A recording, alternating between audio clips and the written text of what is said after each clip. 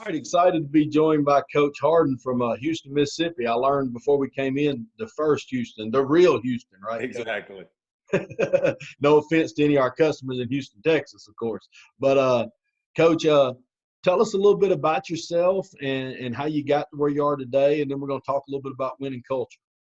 I think, everything always starts with your family. I know I'm a little biased, whatever, but I feel like I come from the greatest family on earth.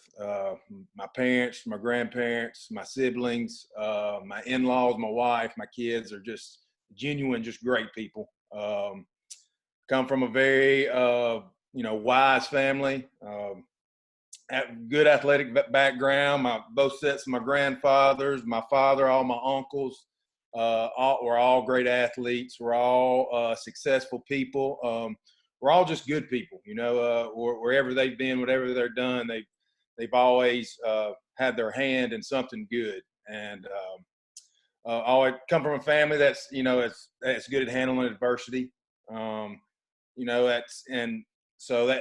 where it all starts. I think a lot of people knew in adolescence and when I was at a young age and stuff that football was and I knew football was going to be a big part of my life, and athletics was.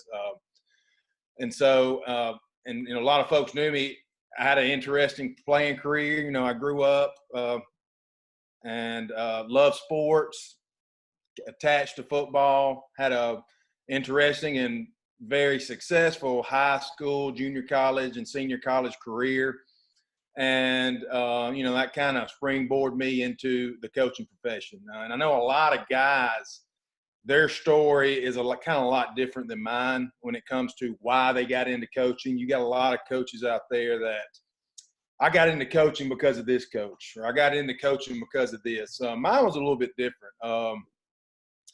At first, like I told you, I had a lot of individual success in high school, and a lot of my teammates did too. I was on, a pretty talented football team, but it really never correlated to wins on the field, and it never really correlated to, I just felt like something was missing the whole time, and I hate to be that way, and it always kind of bothered me. Kind of bothered me in high school. It kind of bothered me in college, and I wanted to get into coaching. I wanted to have that feeling of, some of my teammates when I got into college, or some of my other buddies and stuff that had that feeling of, man, I loved my coach, and I wanted to do this for him. I wanted to do that for him. I wanted to, I had this great experience, and that just kind of was missing in my high school career.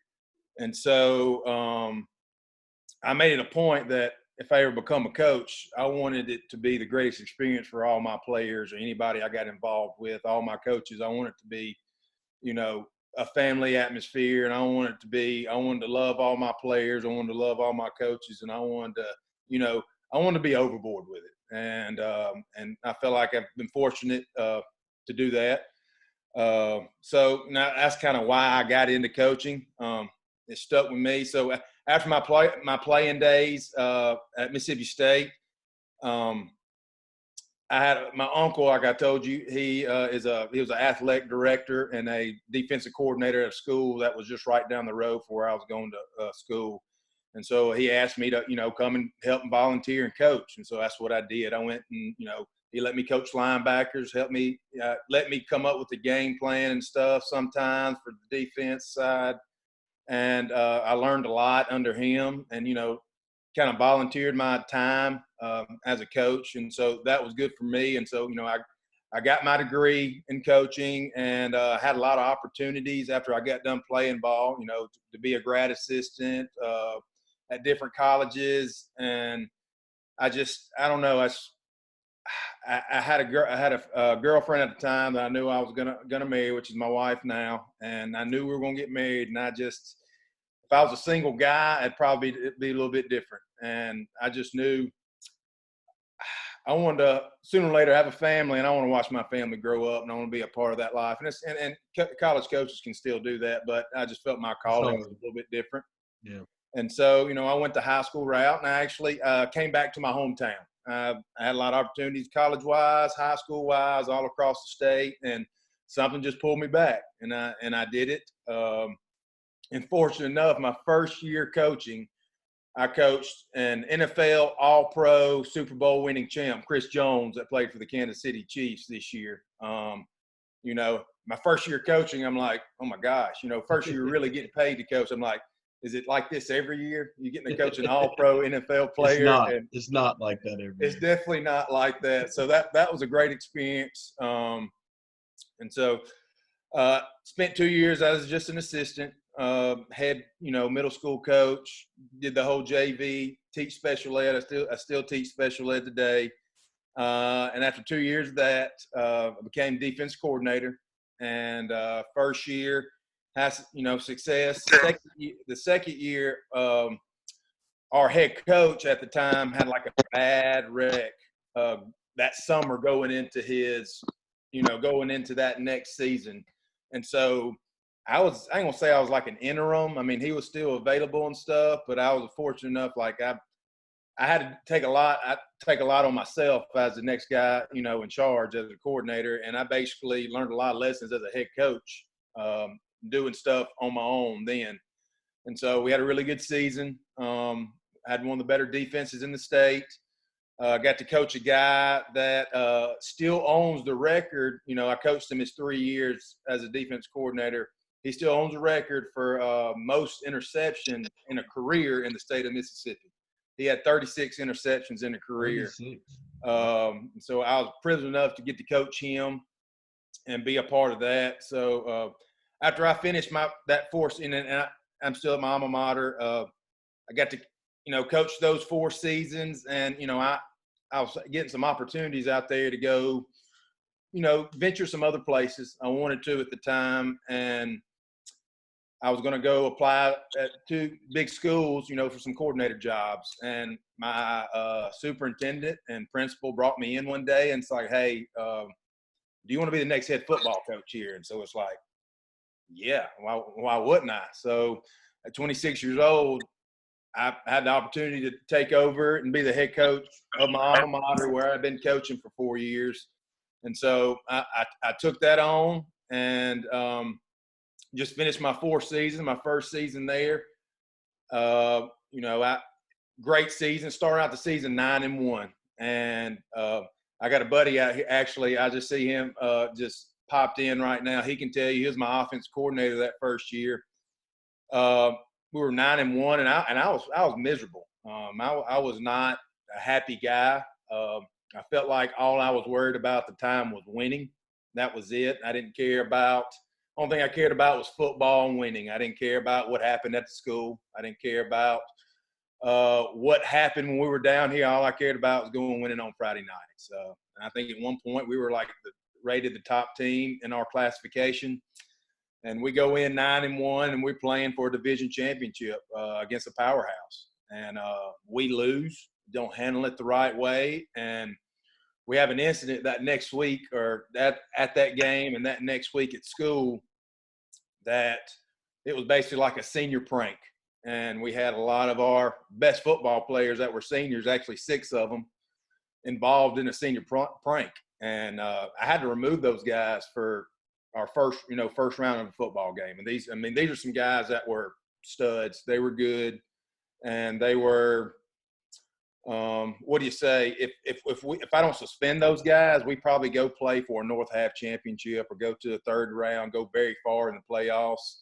But I took it upon myself, and our administration, you know, wasn't going to do anything. You know, I took it upon myself to, you know, bench those guys, remove those guys. And I think that was one of the best things that happened for our program. It set a standard going forward. Hey, we're going to do the right things. And I told myself after that we're going to do stuff the right way. We're going to work hard. We're going to be good people. And, you know, I felt like I wasn't myself going up to that time. And I think that moment happened and things changed. So, you know, lose the first round, a lot of momentum going into the next year, you know, and to backtrack a little bit, my alma mater is a school that doesn't have much, you know, success, you know, 300 winning percentage before our coaching staff got here when it comes to football.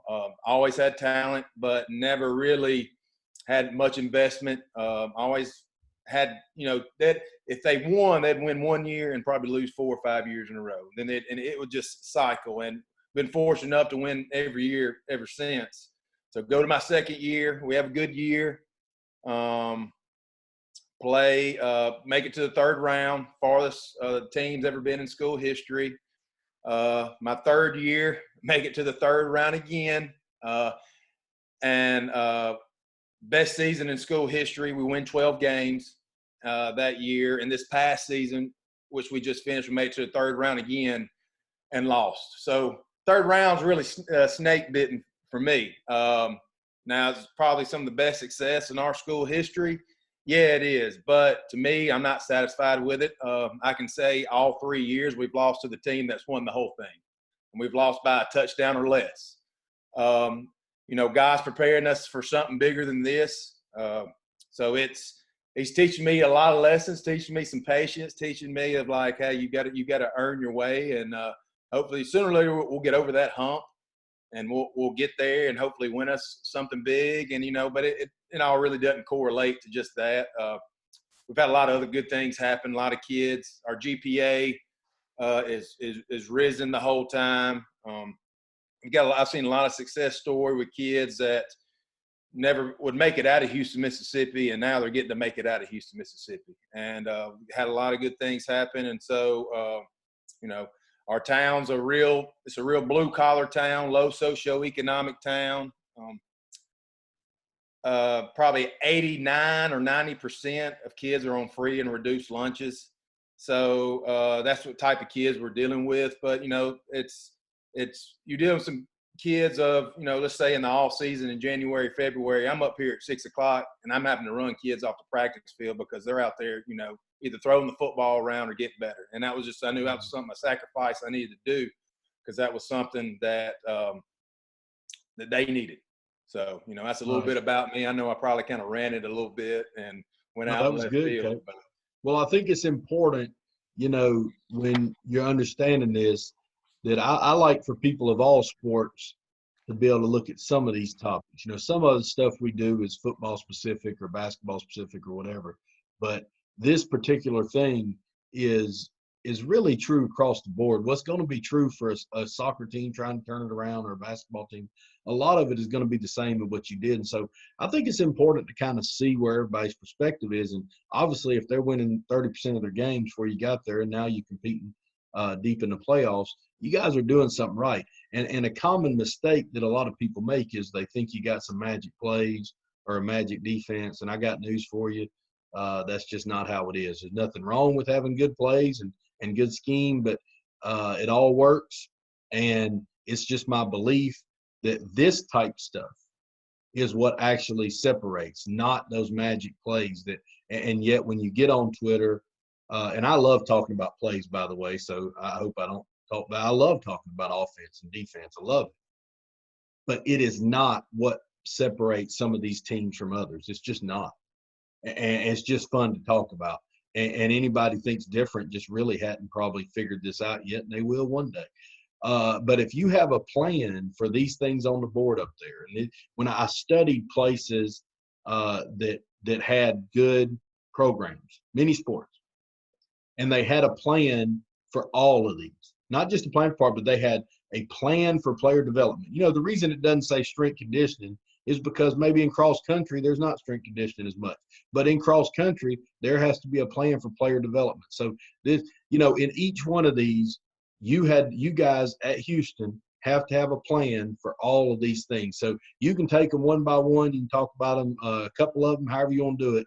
But I want to hear about what you guys do and what's your plan to build that culture for player development, for coach development, for the parents, for how you practice, how you play, and then how you develop the young kids. Because that's really what it's about. Exactly. I mean, it's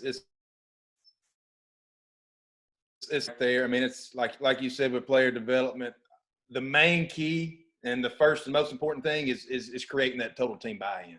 Mm-hmm. And our coaches do a great job of that. We've pushed our coaches to do that. We want to be overboard with investing in our kids. We want to go an extra mile to, be involved with our kids, do as much, when I say do a lot for them, is we want to invest more than anybody else is going to invest in their kids. And once you invest in them and once they believe in you, that's when the buy-in happens, and that's when the player development happens. I mean, that's when they're gonna,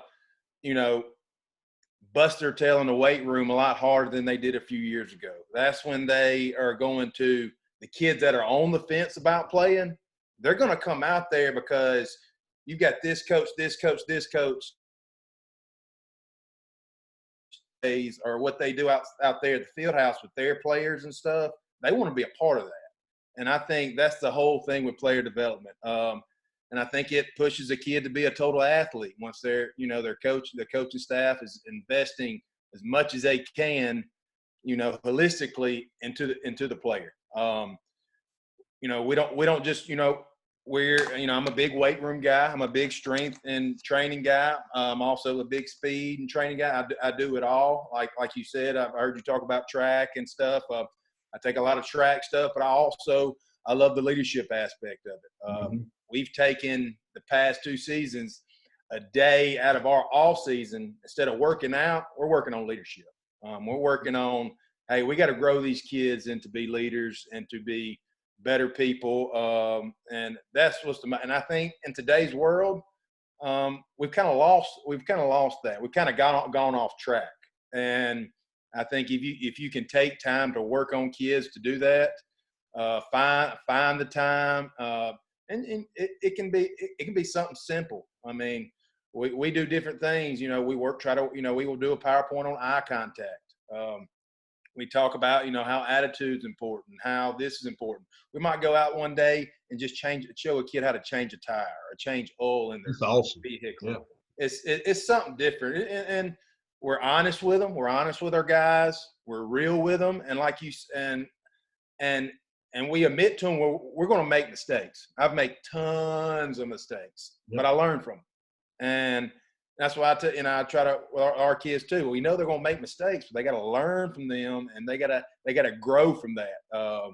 And so that and listening to you guys, that's to me another big thing. You got to listen to those guys. Let them have some input. Listening to them, they're going to be more invested. And I'm telling you, investing in them, loving them, letting them, believing in them, and letting them have input. I'm telling you, they will buy into whatever you're selling. That's exactly right, Coach. What about your coaching staff? In football, that's an even bigger aspect maybe than the other sports because there's more of them. But what's y'all's plan for developing your coaching staff year in, year out, including yourself? Right. I look at it just like I do with my players, like my player development. I'm going to be a lot as a coaching staff. We're going to be a lot together, and I guarantee I can say every one of my coaches that have coached with me, that have gone on to other places, or my coaching staff that's with me, we're very good friends. We're probably we're all best friends. We're going to be best friends while we're coaching. We're going to spend a lot of time together. I'm going to culture a relationship with them where, hey, we're going to work hard. We're going to do the thing. We're going to be together a lot. We're going to love each other. Our wives and their wives are going to be best friends. And so I approach it just like my players. I want to invest in them just as much as I want to invest in my players. I'm also, I'm going to try to lead by example with my players and my coaches. I'm going to try to be the hardest working guy wherever I am. And I want them to see that, and I want to be around guys that want to work hard, that want to better themselves.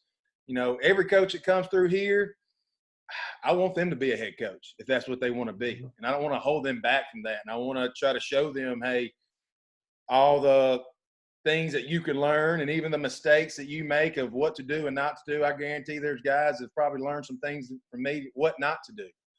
And so I want guys that are likewise with me. And when you create that relationship with them, you can get a lot accomplished. My biggest thing is when a coach enters my program or exits my program, I want them, if they have left our program and gone to another program, I want them to say, man, I miss the way and how we did things at Houston. I miss that relationship we had. I wish we had this and this. Or when a coach is coming into our program, I want them to say, man, I didn't know y'all did it like this. I love it. I love how y'all do things here. I love how you work. I love how you invest in each other. I love how we do stuff together. I want and when you that's my biggest goal as the head coach. And when coaches come and go here, I want them to, appreciate that they were here and know that I have their best interest, and I'm never going to hold a coach back, whatever he's going to do. And I'm going to tell them to go and take them. I've had 2 coaches in the past few years, and they've had better job opportunities. And I told them, and they didn't want to leave here. I told them, you go, you leave. You take advantage of that. And so yeah, absolutely. I want it to have the it factor here with my coaching staff. I felt the same way when I was coaching about the guys coming in. You want the guys coming in to be really excited about how you did things. You want people that leave to wish they were back, to be honest. Right. What about your parents? And I know you said y'all are in a lower socioeconomic area, and I think that's why this is an even better question, because when we ask about the booster club or parents, sometimes people think we're talking about the richest place in Atlanta, because I do get some of those guys too, by the way. But this is a general question. Their parents are parents, whether they're raising $10 or $120,000, it doesn't matter. So, but you guys have to have a system in place to have that culture. So what do you guys do? You don't have to talk about specifics of what you do to raise money, but what is the culture for parents, for fundraising, for things like that? Well, if it wasn't for our booster club, we would not have a football team. We wouldn't have a football program, period. Like I told you, we don't get much from our school. Our budget is very little, and it's just because what our school gets from our community and city and stuff like that. They don't get much. There's not much of a tax base here, and so they give us as much as they can give us, and that's honest. Do I want more? Yes, but our booster club comes in and they do a phenomenal job of meeting where things are left off. The biggest thing in this world today, I think, is a lost art is communication. Yep. And we probably meet as a booster club more than most other booster clubs. I meet, I know scenarios different right now, but when everything's normal, we meet once a week. We meet on a Monday night. Not even covering new stuff, but we're going to communicate of what we got going forward, and we're going to have a plan in action of what going forward. I asked for a whole lot, so we fundraise a whole lot, and they have never turned me down. So culture, the relation, and I think it's because of the things that we've talked about with our coaching staff and our player development before now is why they don't tell me no. I think they know our coaching staff and myself have the best interest of our players and our football program. And they know that, hey, what I'm asking for is directly going to help these kids right here. Yeah, I agree, Coach. That's one thing we do during the season. We feed the kids about 4 nights a week. And the key to our kids' heart around here is their belly. You know how that goes. Yep. You feed a kid, they'll love you together. And so we do a good job. We have churches that feed us every Thursday night, and they do it for free. Kind of puts the bill on Monday nights and Mondays, Wednesdays, and Fridays and stuff. They feed us twice on Fridays, before game and after game, and we do a lot of fundraising. We do 2 big fundraisers. I have a big fish fry fundraiser, and I have a big auction. That's just kind of a big. They've been here for a while, and they keep getting bigger and bigger, and they're just our 2 big ones. And so, I went back to communication. The biggest problem with that is you got to find a way to contact them. A great way. Everything we got going on, we're going to post it on social media. We're going to post it on our football Facebook page or Twitter page. Yep. All our parents also have the same Remind app that our players have. And so they meet through that. And, and I also do one big thing is I do a quarterly parent meeting. And that quarterly parent meeting is just going to discuss things that we got going on in our program. Hey, spring ball, let's say like right now, I'd be talking about spring ball. Hey, spring ball's coming up. This is where we're going to play our spring game. This is what we got. We got the fish fry coming up. We need all your involvement. Also, we know when it gets closer to summertime, we got to get on top of eligibility. We got to get on top of physicals. Got to get on top of, hey, everybody's using Dragonfly now. Here's how Dragonfly is going to work. So I'm trying to meet them in the middle, and I'll do like a big quarterly meeting, 4 times a year for all parents. And if they come, they come. They don't, they don't. But I'm putting myself out there to help them out. Well, it's always better to over communicate than under communicate, and that's one of the things that we try to preach in all these things. And it's spot on what you said there.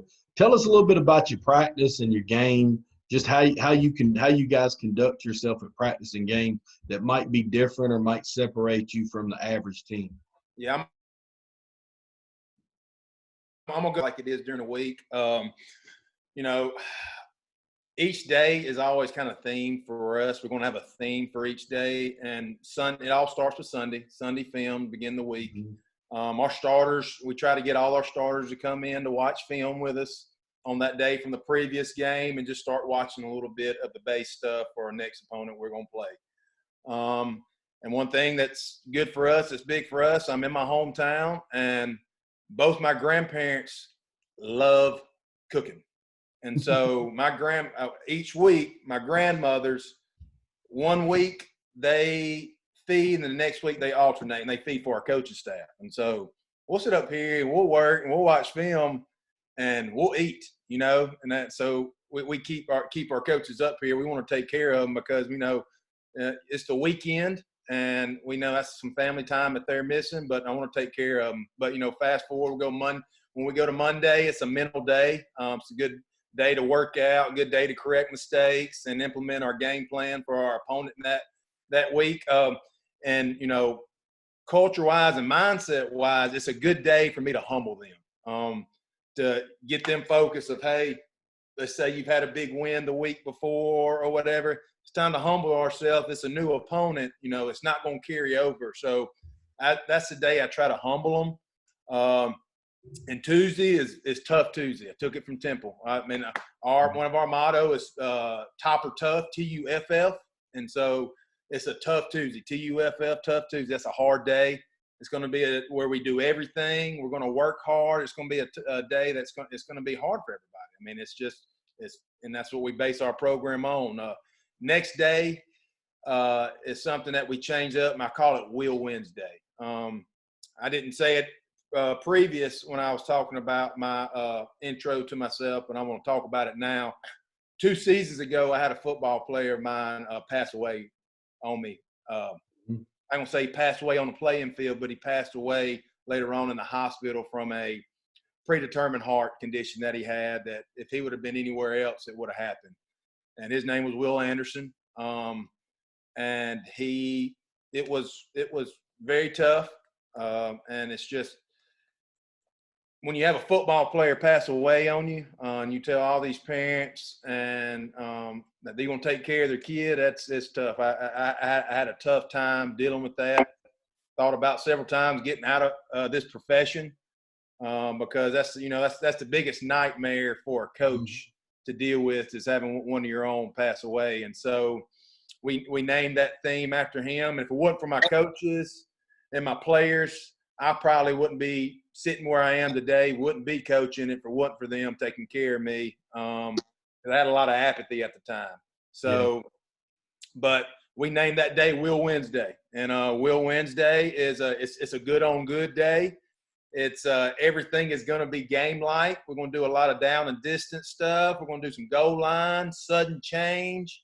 It's going to be fast and exciting. And it's also a good day. I learned this, everybody steals something from everybody. I let my assistant coaches always come up with the theme and the practice plan and the scenario, the practice script. So me as a defensive coordinator and head coach and my offensive coordinator, we don't know what's happening. And so it's getting us better on that day, allowing them to come up with the practice script and stuff. And and it's just something you haven't seen. Next day, Thursday, it's a fast pace. It's a no nonsense type of day, no talking, everything quiet, business like. And this is my time for them. We're gonna get done quick. It's my time for them to challenge them and just to give them some type of thought at the end of practice. I'm a challenge. We got a big game the next day, and I'm gonna give them putting something in their brain to think about the next day. Leading up to game day, and we feed like I said, we feed them on Thursday nights. We go to a church and do a devotion.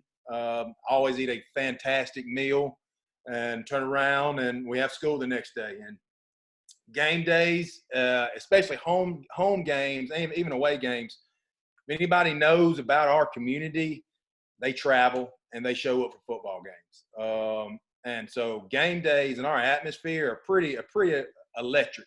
I feel like for a small 3A, low socioeconomic, rural type of place, even the local TV guys, when they come and cover our games, are like, man, this is cooler than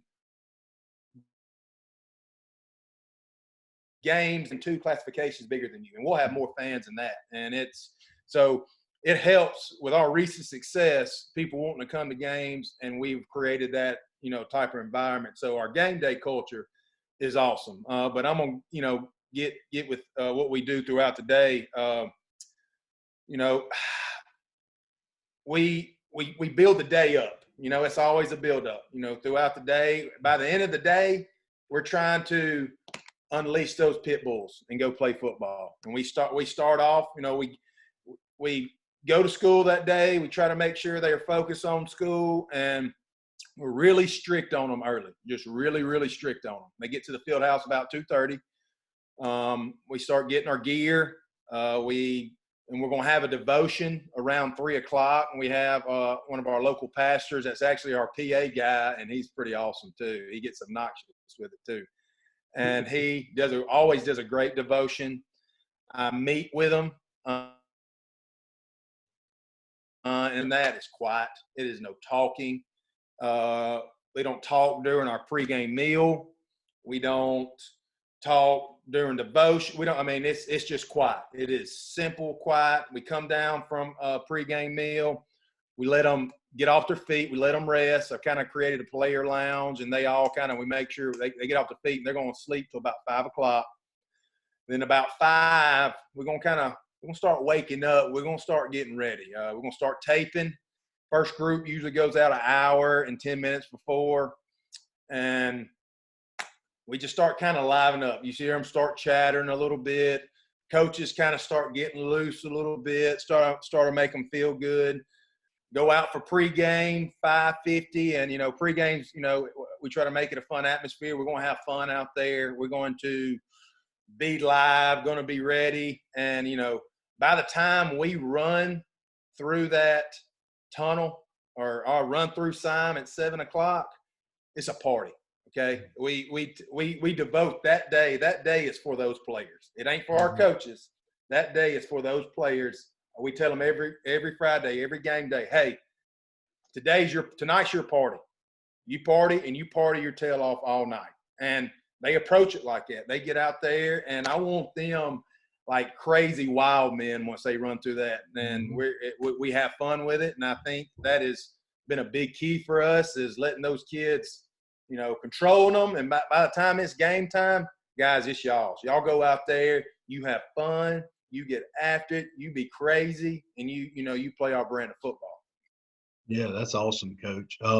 Back up a little bit. I can sympathize with you on I had 2 players pass away in car accidents, so my heart goes out to you with dealing with that.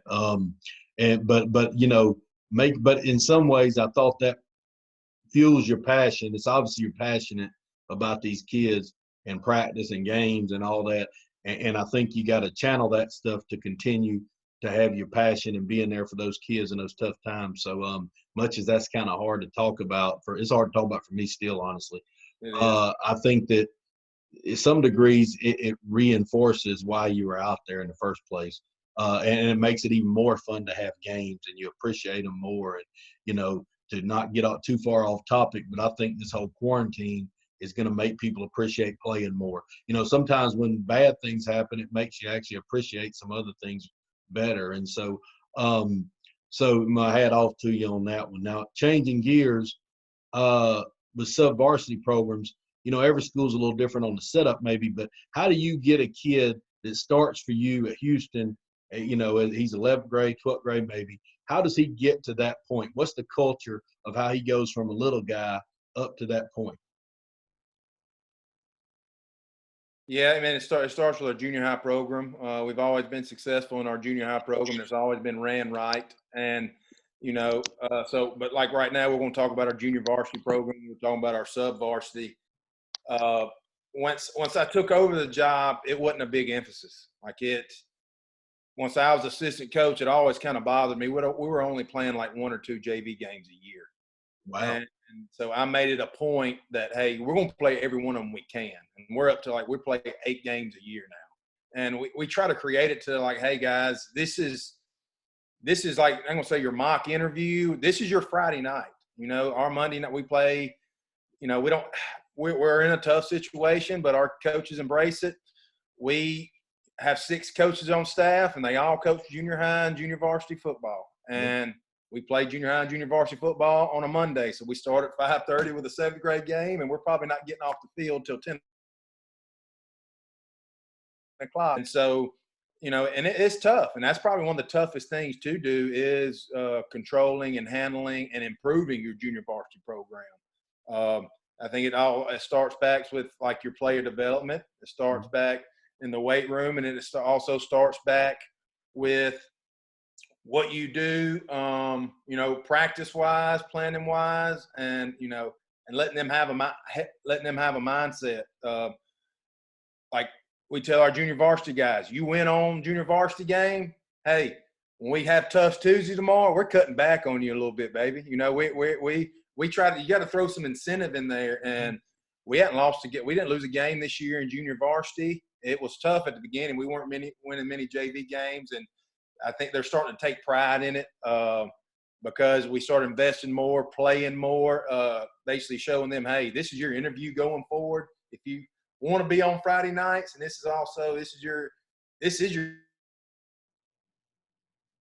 Friday. It's kind of how we handle it. I know that's kind of short and sweet, but No, that's what it is. And I just think the best teams have a plan for that. It doesn't mean they even win the most. It just means there's a plan to take a kid from the 7th grade to the 12th grade or wherever there is. And it's obvious you guys have a plan. I think the other thing with that is the head coach has to care about it for real, not just say it, and getting the coaches involved. And so your staff coaching both, which is obviously a bunch of work, but it's probably one of the reasons y'all have had the success you've had. So, because nobody said it wasn't going to be hard to be good at something. I think that's the piece of this. If anybody's watching this, that even now or down the road, it's not magic. It's going to be a lot of work to get better. If there was a magic way to get better, if somebody figured it out, they'd have a lot of money. There's not. So you're going to have to work hard. So put yourself in positions to work with them 7th graders, 8th graders, 9th graders. That would be my advice for anybody in any sport. We picked out these traits for, successful teams, and you've really hit on every one of them. But, all the successful programs have all these things. I wanted to ask you a few questions, and, if anybody else, we got some people in here I know listening. So if anybody's got a question, if they put it in the chat, we'll ask Coach in between some of these other questions. But, I like these standard questions. I kind of ask these questions to everybody. First off, I'm gonna have to ask an impromptu question, which is, if I need a job, I may have to move out to Houston, Mississippi. Y'all talking about eating and fish fries? Hey, we eat, baby. You don't get my size turned down fish fries, okay? So I mean, I'm telling you, y'all got it going on. Coach, all jokes aside, what's something you made a mistake on? Because you did get that job at a young age. What's something you made a mistake on that maybe you wish you had to do over again? Like I told you earlier, I've made lots of mistakes. And some of the ones that I felt like I should have done different were probably when I was an assistant coach. And I think was handling junior high and JV. I think allowing some kids, not investing more in some kids that you don't know. I think one of the biggest common mistakes with junior high and JV is I'm not going to say running off, but allowing kids to, hey, weeding themselves out because at the time they weren't having much success, or they felt like they had lost interest in themselves. Now my goal, and I tell my coaches, I want many kids out there in 7th, 8th grade and JV as we can, and do not frown upon any kid. And I think at first, once I started, it was like, man, we got to work on these kids right here that are going to be future football players. And this kid right here, they might be somebody that, you know, at the time, not even close to being an athlete, but sooner or later, you don't know how they're going to grow. You don't know how they're going to grow holistically, all of that. You don't know where they can help you going forward. And that's our job as a coach, is to, you know, take care of every kid in the program. And I think that was a mistake I made early, and definitely a mistake I didn't make again, and something that young coaches, I would, you know, tell you, don't ever look over a kid or allow a kid to run themselves off because they don't feel like they were getting much investment from the staff, or they didn't feel like they were good enough. You never know what that kid's going to grow into and become. So that's tremendous advice. I mean, that's just tremendous advice. I did the same thing. Yeah, that, and the other one is, like I told you, I never finished playing my college career. That's one of the biggest regrets I ever made, and I'm honest with my players. I think that's one reason we're cut close is I was at a time when I was playing college ball that I was worried about everything else but playing college ball. I wasn't living the right lifestyle. I was infatuated with all other stuff, and it cost me finishing my college career. And I'm honest, and I tell my kids that it's the biggest mistake I ever made.